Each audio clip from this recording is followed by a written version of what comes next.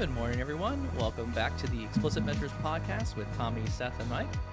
Good morning, everybody. How's everyone doing? Good morning. Good morning. Whew, it's been a week.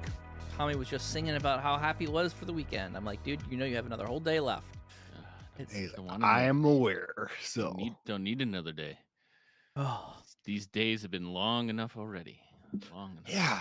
So I'm kind of already ready for like winter because I'm What? I'm not okay. We just Okay. got out of this. It was this mess. two nice days. Two nice days, and you're Well, already ready what for is wrong winter. with you? Okay, here's two things I'm not a fan of: bugs boy. and bugs. And the amount of stink bugs in my sunroom where I have to walk out and to go outside because they just kind of conjure in there.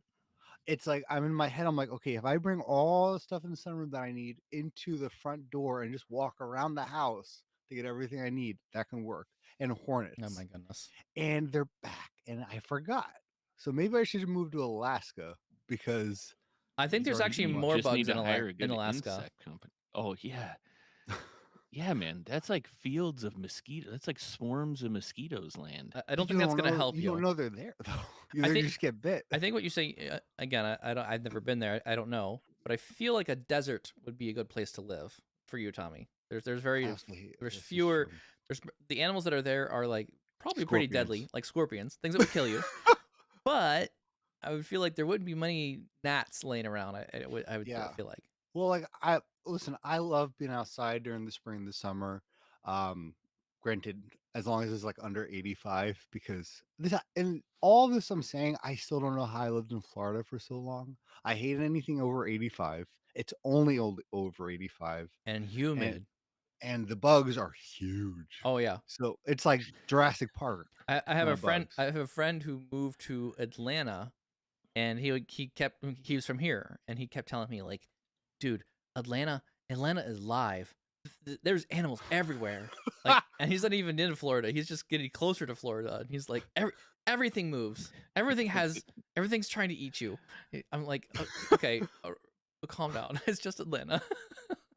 Yeah, right. Oh my goodness, awesome.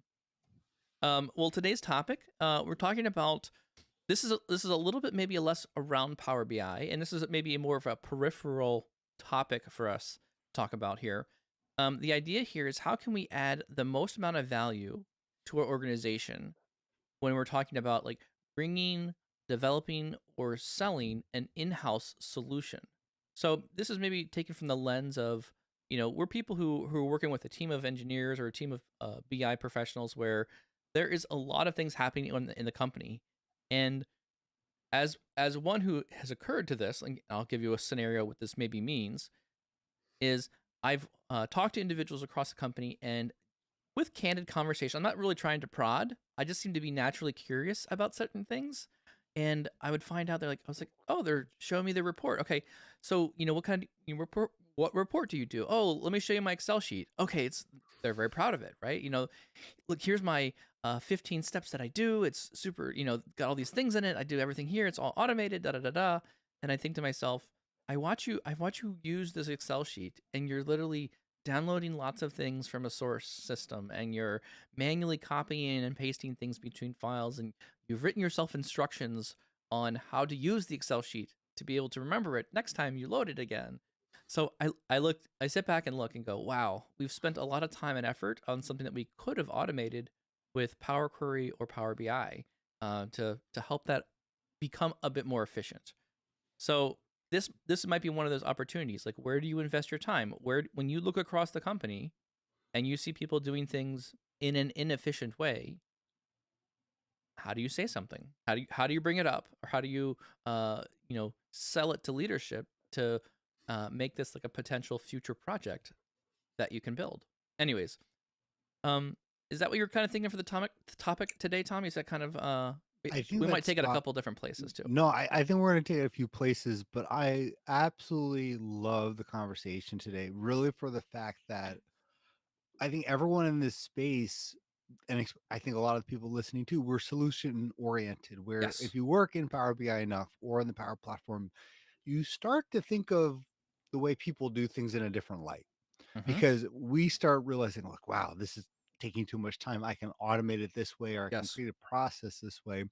And then you see people outside of our world and you go, what? Like, so how did you get that number? Like, oh, well, I already know that in my head. You're like, oh, this is terrible. And we try to think of ways to structure and automate it. Yes. And so a lot of times I think, like, for myself, to your point with the story, Yeah. I see this all the time where I call it like uncovering rocks, where Mm-hmm. you kind of look like, oh, people want a report or they want this solution. And then as we start to scope it, you go, how'd you get that value? Like, where did that code come from? Mm-hmm. Like, well, we just had this for the last 20 years. And, I kind of know this. And I asked Jim, and Yeah. Jim knows, and Mm-hmm. you're like, oh my, There's a bit of yeah, tribal knowledge that goes on, and it's not. yeah, I don't think it's. tribal knowledge. I don't feel like a lot of these things that I encounter are. They're not meant to be malicious. They're not meant to be like, No, I'm trying to be inefficient.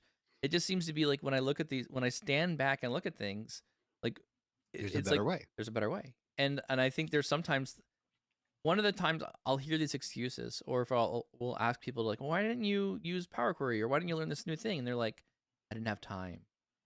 And that to me is like, oh, it's such a cop out answer. You couldn't slow down, spend a little time learning how to automate something and learn something new to get better at something that would, make something like easier for you. I, I Mhm. think I think there's a disservice that is done by companies where they don't give you the skills that you need. I think there's tools that they give you that, doggone it, there should be like some solid training for every person in a company to be, hey, as it driving some of the data culture, right? Here's how we can use visuals and graphics to drive insights. Again, I'll talk on the company that I went to get some training on this. Delta Insights, or sorry, Delta Associates, gave me some training, and I went to their. I think they're calling it now their black belt training on Excel, but I went to their um, bronze training. It changed how I perceived data. It really helped me sit back, and their information was a lot around category management of your product. How do you compare against competitors? What is really driving your sales? Helping you. There's some very core insights there that I use all the time, all the time today. So it really helped me think a lot more around the deeper questions around analytical things. I think for me, this obviously is going to stem or delve into topics we've addressed on multiple other episodes where we're obviously promoting that the starting point for any sort of engagement is kind of a learning mentality. Like, Mm-hmm. we recommend people stay engaged with your technical or business areas, and when you do that, you at least should be spending a little bit of time a day Mm-hmm. to think about some of the problems that your area or your organization is facing, because we have a lot of insight as data individuals. And you should also have like your directives, right? What are the big goals for the year, right? I could spend, if I spent, you know 20 minutes a day thinking about the goals for the year, and whether or not we've obviously broken them down into actions, and we're going to schedule a bunch of work, but there's Mm-hmm. a lot of stuff on the periphery that just doesn't get done, or we don't have Yep. enough manpower, or man, Yeah. if I really had this, I could be much more efficient. So I think for me in this Mm, conversation, that's a really it, good it kind point. of breaks down into two different areas, and it sounds like we're headed right into the first one, which is great, which is, I think there are things I want to talk about related to an individual contributor, right? Somebody Mm-hmm. who's building the Mhm. reports every day, day in and day out. That's what you do. You're getting hopefully better at your technical space. And then how this might shift, or some of the things that you might want to keep in mind as a manager or a leader of people, right? Where you can influence what people are Mhm. engaging with a bit, or at least provide a lot more opportunity for some of the things I think we'll talk about in the individual contributor space.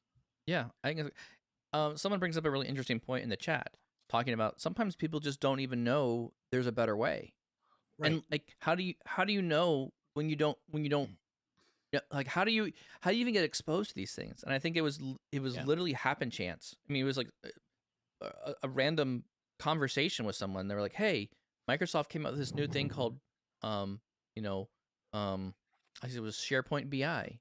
And Microsoft came out with this thing called Power Pivot or Power View. Someone just randomly shared that with me, and it wasn't like I wasn't in training. I didn't discover it.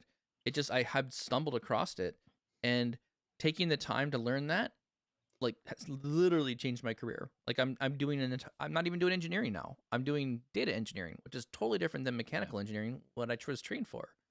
So there is some impressive like capabilities or career moving changes that can happen if you take a little bit of time to learn this extra stuff. I love that.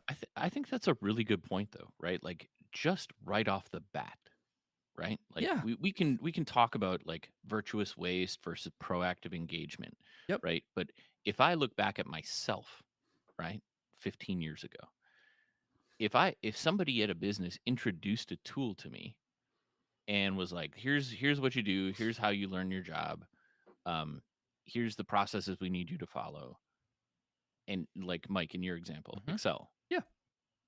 Did you know everything about Excel? Were you actively like, oh man, this is the program I live in every single day?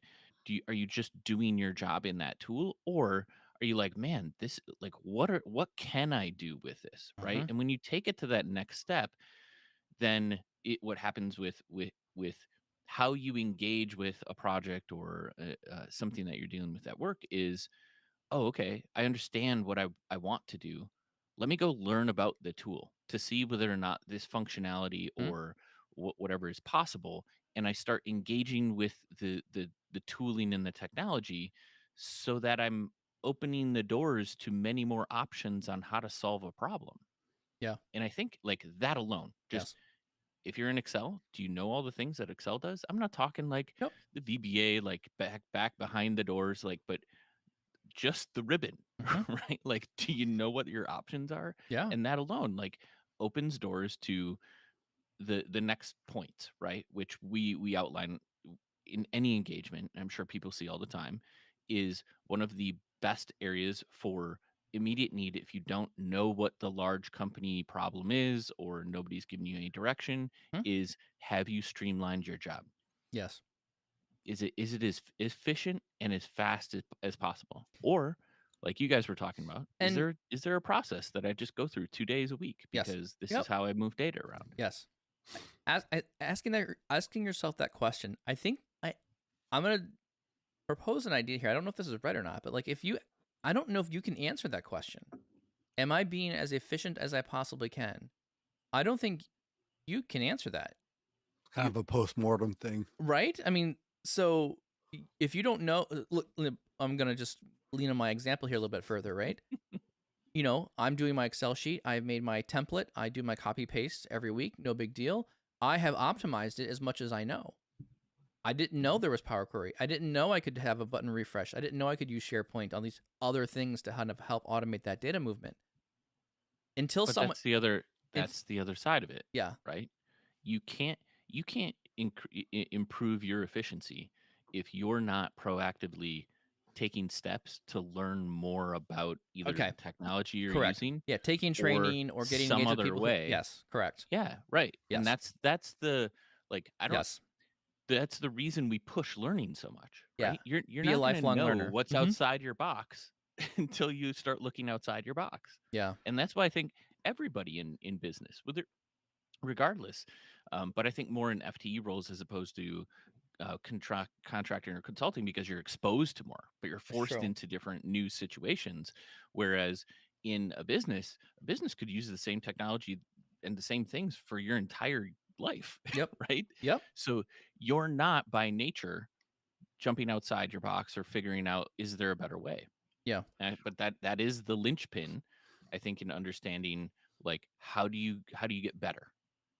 I think there's two levels to what you're saying. And when we talk about the business and what we do, and I'll call it endpoint and front point, just some terminology. Endpoint is a lot of times like the way we think now is structured data. And a lot of times when people ask for things for us, like we're always thinking when people come to us with a solution, can you build a report out of this? Or can we do something with this? Our first thought when we look at it is like, is this in a structured way where I can create relationships and connect it to other data points? That's an easier solution to do because you're just talking to whoever the stakeholder is and going through like, hey, this is fine, but we need it in such a way where there's the categories. We need this all in one tab. We can help you with that, Mhm. but we just need this in a certain format. To me, the front point is the one that is we're actually going out to the business and changing more than one person's process, like a team's process, a department's process, something that they necessarily didn't really ask for. But as during our scoping, where we're going, why are they doing things a certain way? Like they're always inputting the category manually, or they're inputting in Excel, and how that tries to relate with one of their systems.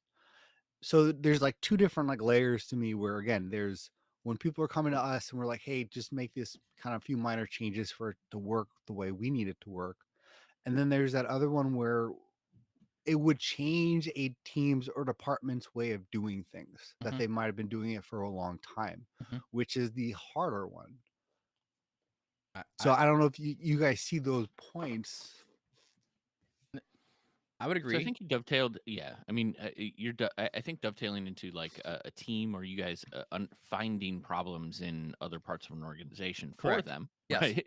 Which Right. I think absolutely is a topic of kind of where what do you do with that information, and how do you manage around that within your team as well as the org, because there's a lot more Right. touch points, right? Especially if you're like, we recognize that you are spending 5 hours a day wasted time of the company. Right.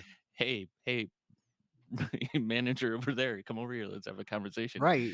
Yeah. um but yeah, 100%, you're gonna find stuff everywhere. But that's the funny thing, is like when you start looking i- at any place, Mhm. right, you'll see areas of efficiency, provided you're either learning about it or you have the experience that allows you that insight, right? Yes. Because if you don't, you're never going to know what that is, Exactly right. right? Mhm.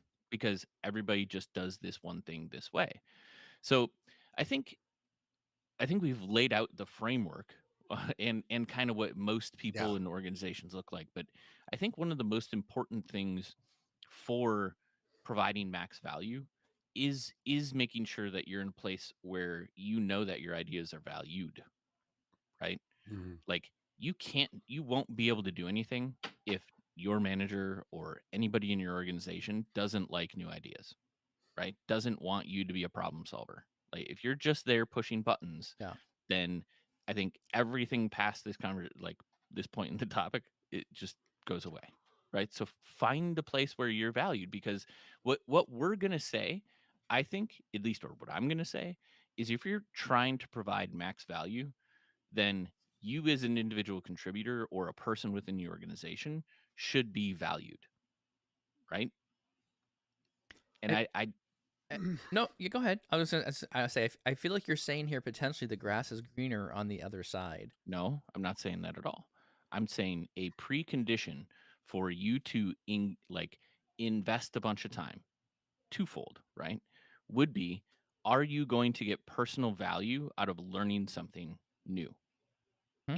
Increase the efficiency of yourself while you're in a position. Absolutely.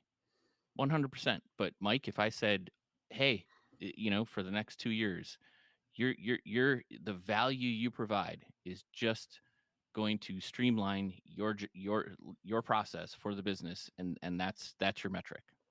Like, that's what you're going to do. I've gotten pushed into roles where they wanted me to do A, and I was feeling passionate for doing B. And so I did A for a period of time. I voiced my opinion about wanting to do my other, tasks or options. And at some Mhm. point, I just said, okay, I'm gonna go look for a job that lets me do this full time. This is so. But I'll that's give a what I'm real. saying. I Well, know. I'm just saying. Like, I'll give a real example here. Like, one of them was right. One of my lifetime learning things was learning more Power BI. I was doing more Power BI things in my daily work, and the direction I was getting pushed was I was getting pushed to do program management or product management. So I was I Sure. was managing the product more and more, and they were wanting more project work for me to continue pushing that forward. And I wanted to do. I was like, okay, that's good, but I didn't see a long term. Like, I could do You it, Right, but but I you was didn't see more yourself in interested. that role. Yeah, I was more interested in learning So, Power BI, and thought, okay, this could be. And I right. found an entire, like, this is when I left corporate world and started doing consulting. I left and started a brand new career in just doing Power BI 24/7. So Think about this in the spectrum though. This is and this is my point. Sorry, Tom, just yeah. cut you off a little bit. I think one of the best things you can do when you're working for any company is think about what you're doing to build your experience level and or like move in the direction that you want to go. And Mike, I think that's a great point because you just said you let your company know that you wanted to go in this direction. Yes. And what that means is from a career path standpoint, the company goes, "Oh, Mike, yeah, 100%. Okay, we'll shift things around.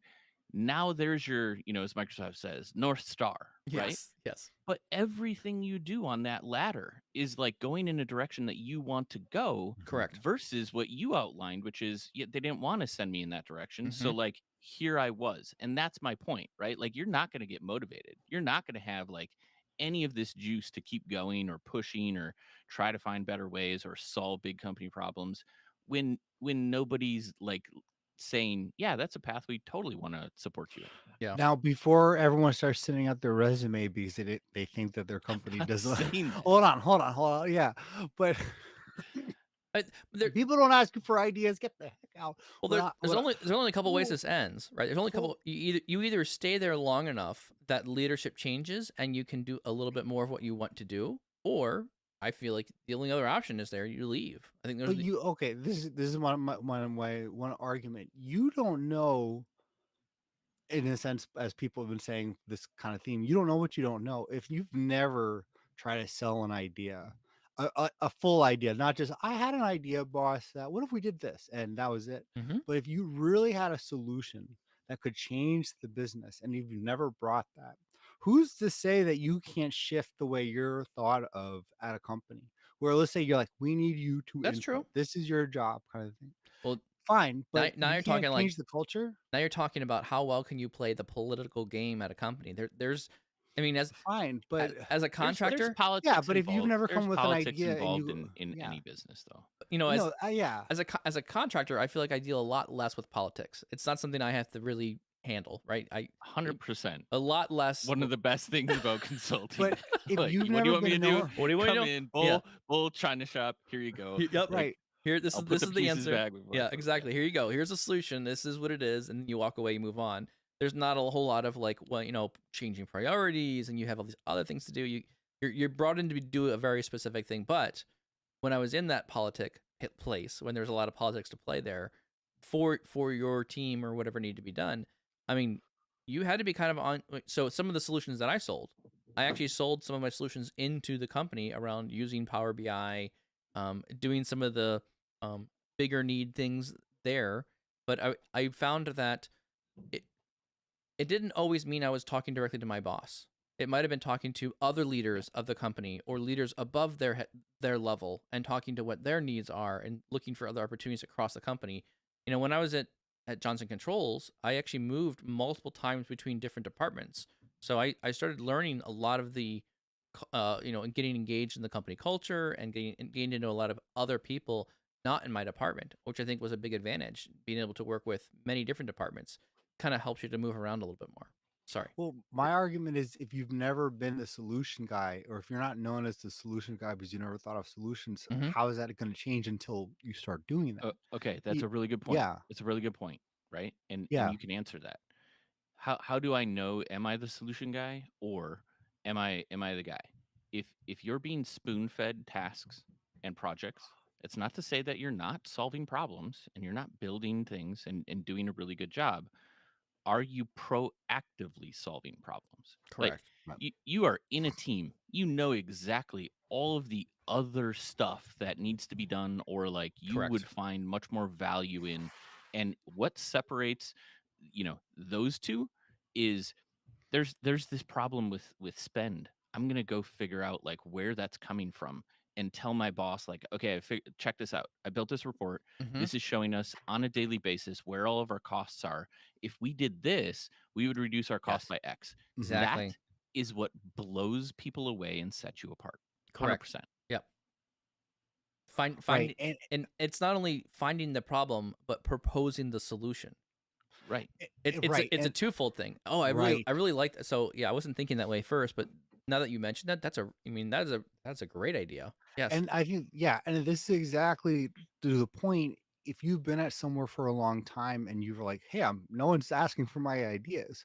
Well, you have to start with that being proactive, with coming to the table Yes. with to exactly what This Seth said. this starts with you taking the initiative. Mm-hmm. Right? Like you could, so I lead with the wrong thing, right? You find a place where you're valued. But if you're doing bare minimum and then you turn around and be like, "Hey, I got this great idea." That's not the way to approach Mm-hmm. maximize value or promoting a big idea, right? A couple of those thoughts I think are Hmm. obviously find a problem that needs to be solved, Yeah. right?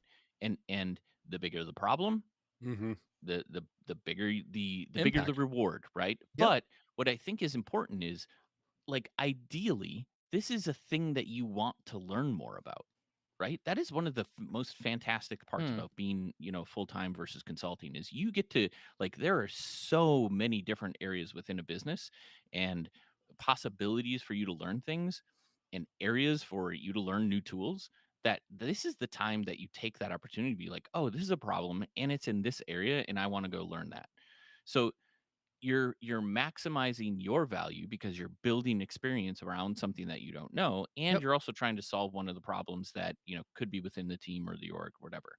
And this makes those side projects or the interest of, like, learning and staying engaged much more fun because it it is going after a goal, right? So you can even take some of the things that you wanted to learn on the side and like engage those in the business side to actually solve Mm-hmm. problems with your side stuff. Hmm. I No, like that. and yeah, no, this is absolutely perfect because I think we've talked about, yeah, frame the conversation, what kind of ideas, but how do you begin that very first time to your boss or to your team to say, I know I've been doing tasks all this time, but here's an idea. And I think you said the very two fundamental elements of selling it or beginning to sell it or show that value is framing the problem at the company. Like, I've noticed that Mm. marketing or product does X and they're doing it this way. Well, based on the technology that we have, the tools that we know, here's what we could do. Here's what it can save. Here's how it can impact the business.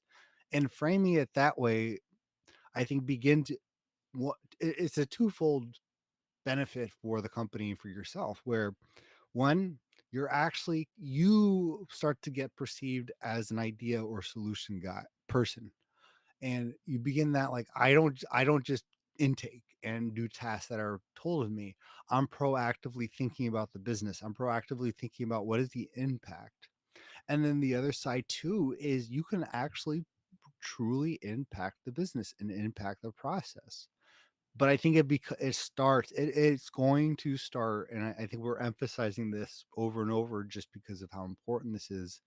It starts with you or us coming to the table with a pretty full problem and solution, not just a random idea. But I Hmm. think it comes with us really coming with, like, a sell sheet, so to speak, Yeah. of what is a problem, what is the solution, how would it work, how do we implement it. I think someone Joe makes a note here. Money talks. Like it does. It says volumes here. Like if you can find things that where Right. you're optimizing things, if you're taking out cost, if you're finding a better way to do something, I think those are great opportunities for coming up with a solution around that. And that's the easy one, right? Like Yes. efficiencies, Yes. right? That's Hmm. cost Hmm. savings, Yeah. right?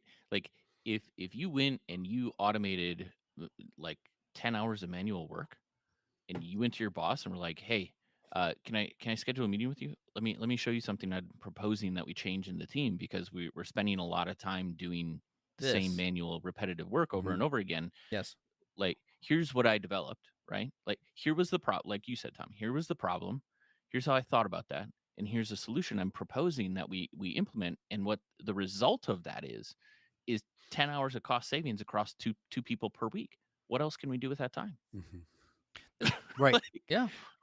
I, Or, like, I think wow, yeah. thank you. I think this is a stacking process too, right? So I Mhm. think I think you can't come in.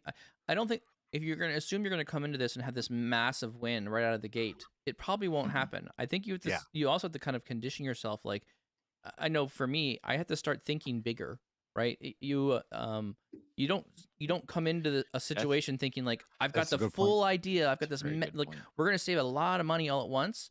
I think you kind of come at this with like small ideas. Like you find like, oh, I'm gonna make a little. Oh, look, I can automate this thing. So that was my idea. Here's another example. I was using a program called Minitab.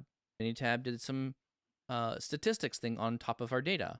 We had to pay money to use that program. And so I said, I'm going to take the initiative. I'm going to go build my own version of Minitab into Excel. So I basically built my own ribbon. I built automations and things that would let me make reports faster. And so I spent a little bit of time, learning this stuff, getting into it, and I basically built enough of Minitab of what we used. It's a statistics program for Excel. Basically, it's really cool, but we only used like 1% of it. There was only like 2 or 3 features that we needed in order to use the program. And so I basically rebuilt it. Like I did the statistics thing that I needed to use inside Excel. I automated it. And it was a little win, right? And then that little win, I automated it for me. And then I showed it to somebody else. Like, hey, that's kind of cool. Show me how you do that. And so that was another little win for them. And then it turned into this whole thing of like, well, it's hard to find that document and hard to find this. And we can add all these buttons onto a ribbon. And so I had made a full ribbon to do this. And, by the time I had left the department, everyone had deleted their subscription to Minitab. And we had all started using this automated tool that was automating our report building to some degree. And it was like, I didn't have starting the project, I wasn't looking at like, oh, I'm going to build this tool that's going to solve everyone's problems.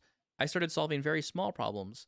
And then as I understood the capability and my capability, I think the solution started growing larger and larger. And then as I kept developing it, it became a larger value add.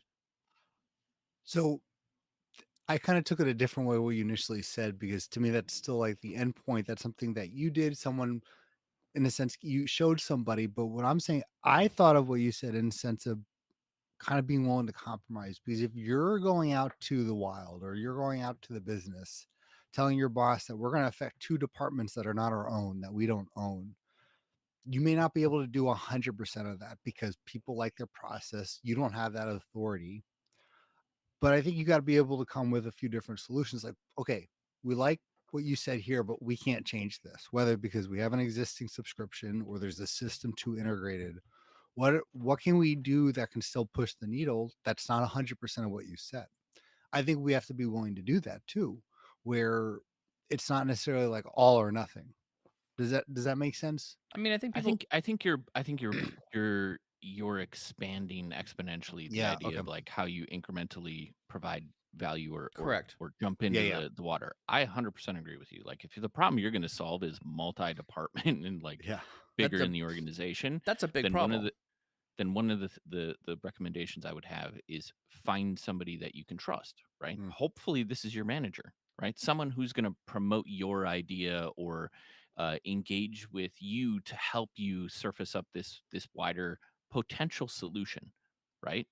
right. But because yeah, you're branching into, you know, Yeah. that arena where if you're going to go tell somebody that they're super inefficient in their job, right, that's a little bit different than solving solving something Right. that you can within your department. But I think like where I want to like just Yeah. jump back into Mike's comment about the big thing Mm-hmm. is that is super important.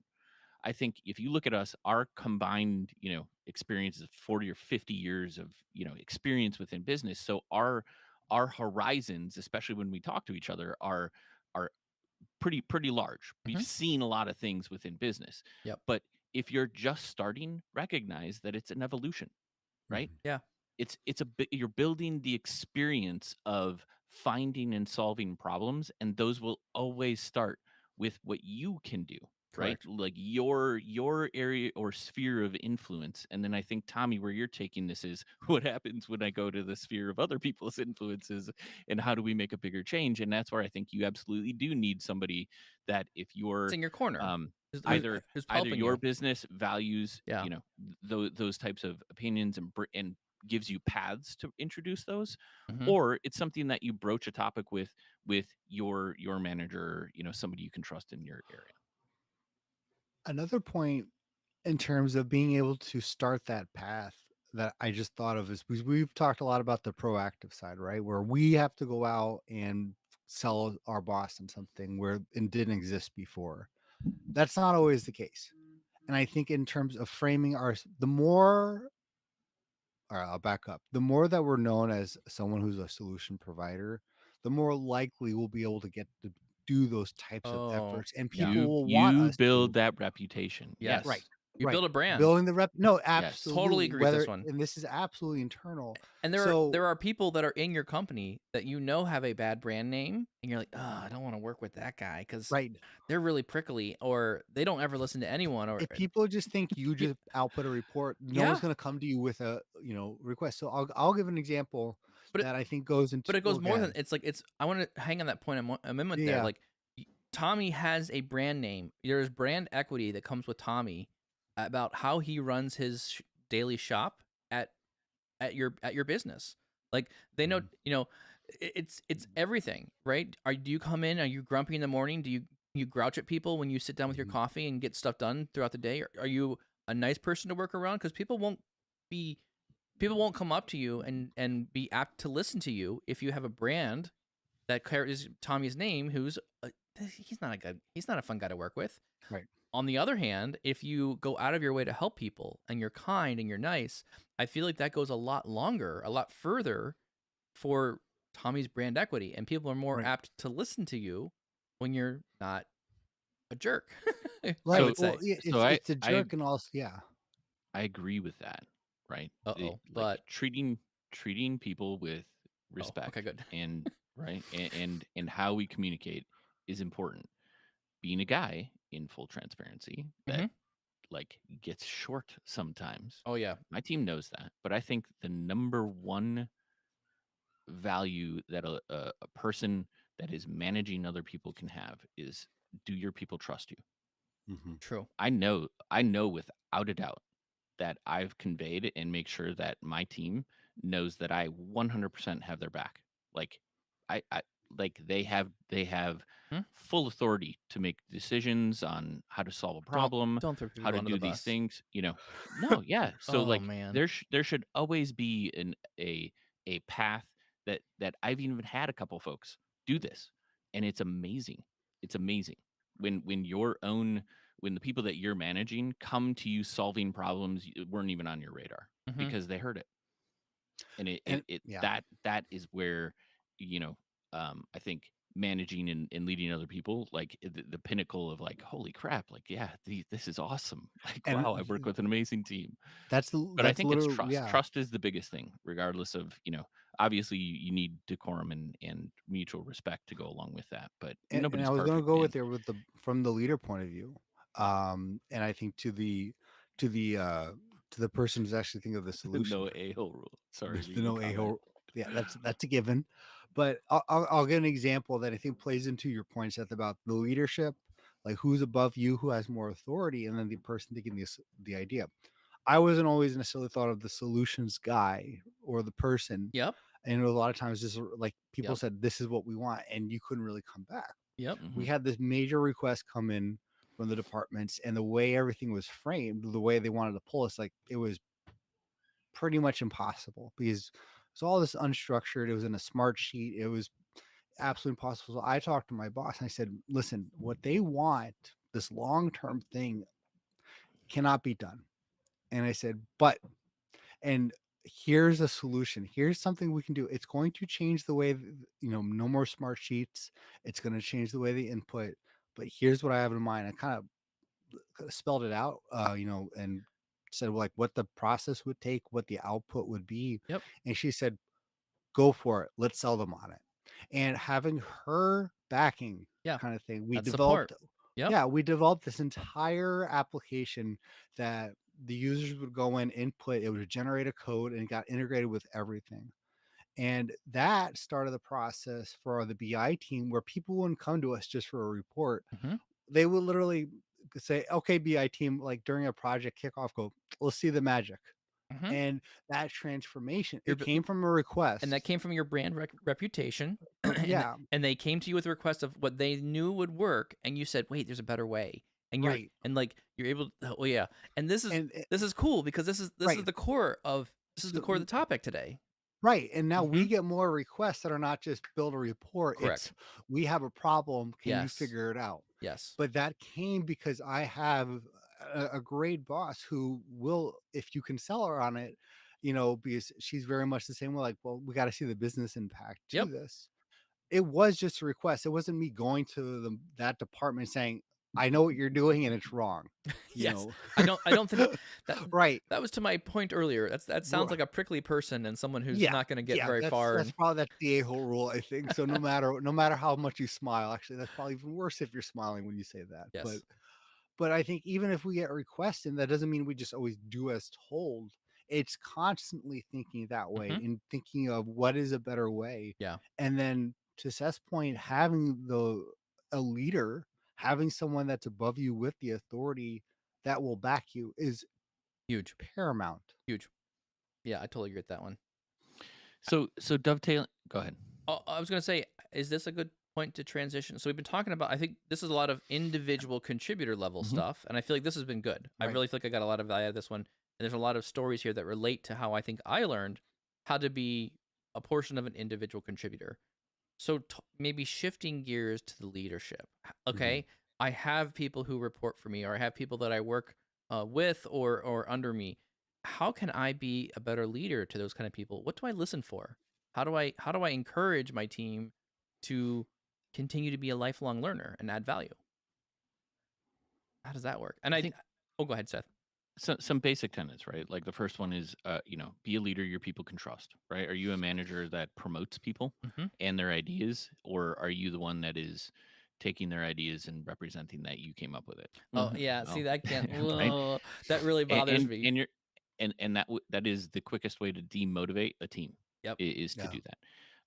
The value that you're bringing also you should already be bringing to the table from the fact that you have more experience, or you should have more experience that allows you to see some of these bigger problems, or you're engaged with them more throughout the organization, right? Hmm. Because a lot of those conversations that happen on a daily basis with leadership teams or whatnot, like a lot of stuff comes up that your team may not be aware of, right? Yes. So disseminating that information is another like base criteria. Mhm. And the other thing is to foster new ideas, or at least allow the team to know that you're looking for people I to like take that. engagement in different areas Mm. and celebrate those with the team. And if there's not always like a monetary or public reward, or you know what I'm saying, like Yeah. everything you do isn't going to be like, oh, this is the most amazing thing, but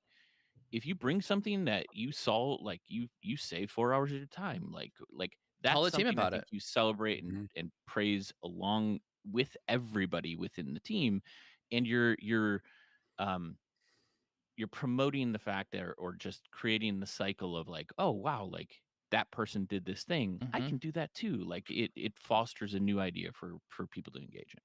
So those are, like, I think, the base criteria that I would lay out. I like the foster ideas portion, I think, the most because, again, this is another one of these areas where if you have multiple people on the team that are learning different things or trying to, like, they're interested in different things, someone's really interested in Excel, someone's interested in VBA in Excel, someone's doing something else, I don't know. But if each person is kind of specialized in their own way, if you tout their successes and say, here is the problem, here's the solution to the problem, there's potential others in the team who be like, oh, Tommy came up with this really cool idea about how to log this data. Let's go talk to him about these. I have and hopefully people are looking at like, oh, I have a similar challenge. I have a similar problem. Let me see how that's solved, and go to Mhm. Tommy and solving that problem, which is another way. I I think that's good too. I think we're all kind of saying the same thing, but nobody influences culture like the boss. That's true. And I think it has to start there, It's got to right? start So, there. like, obviously, if you are the leader and you are the one saying you need to do what you're told, here's the task, da da da da da. No one's. It's going to be much harder for someone to come up to you with, "I thought of the solution." It's like, no, we need to do what we're told. Here's the priorities. But if you, and to Seth's point, if you are fostering a culture of we need to think, how can we help impact the business? We need to do the tasks that we have, but allowing the team to know, one, it's okay, one, how to think like that, because not everyone's going to come out of the box being solution oriented or Mm-hmm. thinking in that Mhm. framework. Yep. I know I didn't. I was just, here's a report. Okay, let's None of do the us were. report. No, right. So I think that's part of the training, and then having creating that framework in people's head of thinking in that way. But then two, allowing that culture to be very affluent, in your Proficient. team. Yeah, you're thinking about Proficient. Yeah, very yeah. proficient on these things. Yep. Where not only are you thinking that way, but you're encouraging that, not where you're going up to your team going, I need 3 solutions every week. Mm-hmm. But you're always thinking that way. You're encouraging that culture. To me, it starts there. If you don't have that, no one's going to come up to you. No one's going to be thinking that way.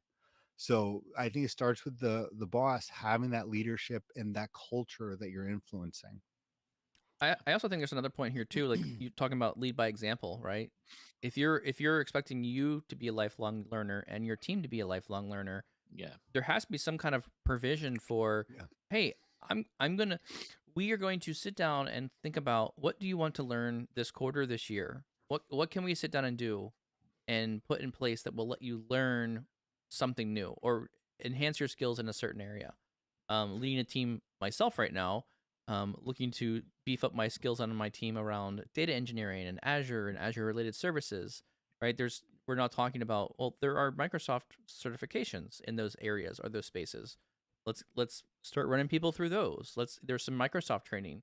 Let's do a quarterly goal where you go through a couple of these trainings. There's Microsoft Learn, right? You can get XP points, and it's a very tangible way of letting people experience things and get a number or a value out of it that you can then see, yes, it was accomplished. You can tie that to goals. I those great points, right? And these are ways in which we can foster, right? This kind of environment where individual contributors start to come up with those things on their own, right? Mhm. So one of the first ways, right? Oh wait, when you've got to be meeting with your personnel, whether it's weekly, bi-weekly, monthly, etc., right? Yes. One of those areas is, oh, I've always engaged in business as well as personal, right? And personal meaning, like, what are the things outside of work that you're interested in? Like, where's your career path? And some of that starts to dovetail into business as much as your business supports that. um, but there are what is your performance? How are you doing on the day-to-day kind of things? And how are we engaging you in the interesting work that you want to be in? Hmm. But also on the side, if I know what are the things you are like learning on the side, or like if it's Power Query, right? I'm a DAX guy. I'm a great at modeling, but now I want to learn more of the back end. So what are some of the tools or languages that I can have them study, right? To get them to a point where if I have a project and I know that person wants to engage, but I don't have any hard timelines or any near-term deadlines, that's an opportunity for you to take that person and put them into a space that they can learn while on the job, albeit it's going to be slower and still solve the problem and you can guide them along the way. But that's the best kind of um, on the job training, right? Where you're increasing the value of your team, right? To Hmm. solve problems, but you're also engaging with those team members to, you know, in their interest areas and fostering that. I think that Yeah. that's a perfect way to do that is in those one-on-ones and where you're talking to your personnel. So to your point, Seth, and I think um, the thought that I had was there's a little bit of this too, where you're kind of pushing someone to walk on water when they may not have been ready, or that encouraging someone to have like, hey, Nah, we man, have it's this giving them the jet ski. yeah, yeah, where you're like, hey, you've never done this before, but maybe someone that you trust or someone who's kind of ready for that, but they're not thinking that. Where it's like, I need you to think of a solution here.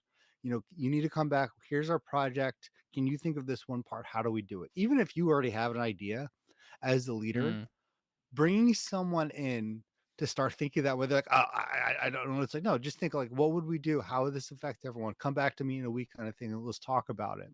And now you're almost kind of really pushing someone to start thinking Oh, that way. that's good. That's And I, another and good I think example there. I really sometimes like that too. people need that. I know my boss has done it to me. I'm like, I've never done anything like, like done this before. Like, yeah, but you've come to me with ideas, so you'll probably think of something. You're like, okay. And she already had like 5 ideas in her head Mm-hmm. of how to do it, but it was starting to encourage me to come with requests and come to projects, not to just do as it's told, but use all the knowledge, your team, Right. all the knowledge that Yeah, someone has, and But I then start like that. and taking the but pieces. that's where right, when you start fostering that, that's when you actually get more engagement. Hmm. And you have to you do less as a leader or manager Hmm. because your people are getting stronger and stronger underneath you. Like there's that saying where um some of the best managers or leaders are people that groom people underneath them to replace them, Yeah. Mm-hmm. right? Like if I have people that can do my job, that makes my life exponentially easier because Right. I don't have to do those things anymore, Yeah. right? I can focus on other things that will make them more interested. Or, it's when those things start to fall apart where, a lot of the grind starts happening. So, and I think this is all part of it too, where with your team or yourself, just like when I started doing user groups and started speaking, I didn't realize how much knowledge I gained like over the years until I started Yeah. talking and people would ask questions like, I don't know, I had that. And I Mm. think allowing our team and ourselves with all the years of experience and all the knowledge that we have to actually go into a different mindset and then just use that knowledge. And I think you're right. That's another You good may have example. people groomed for that leadership role and they have no idea themselves. I Yeah. was very nervous in some of my first public speaking engagements. I didn't Yeah.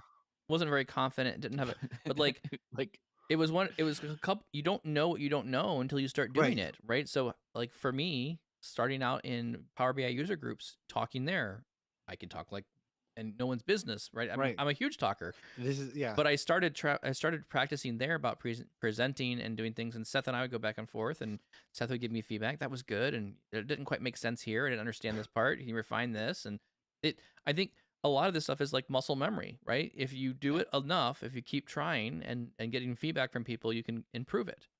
And yeah, and I think to the point people don't know the skill levels and what they can do until they do it. Yeah, And especially if they're Right. doing this every day, encourage people or just literally push someone off the boat and say, this is you now. The thing that getting people outside their box is the hardest and most Hmm. important step, I think, in anything, especially with this as well. But like you look at leaders in your organization or managers or like the technical folks that you look up to, like the only difference between them and you is they've just put more time into it and they have more experience. Like you can attain, where that person is as well, but yeah, it doesn't just happen overnight, yes, right? I think finalizing some of the thoughts, because I know we're near an end here, is I think, as a manager or leader, like facilitating brainstorming sessions to mm, get new ideas, right? Hmm. If we think about this podcast, like yeah, one of the things we love about it is we just, you know, hopefully we don't pontificate, but like we talk to each other about like these topics, right? And we come yeah, up with new ideas even on the show. Like this sort of dialogue is really important to keep, in a team, and is a great way to um, help foster some of this growth.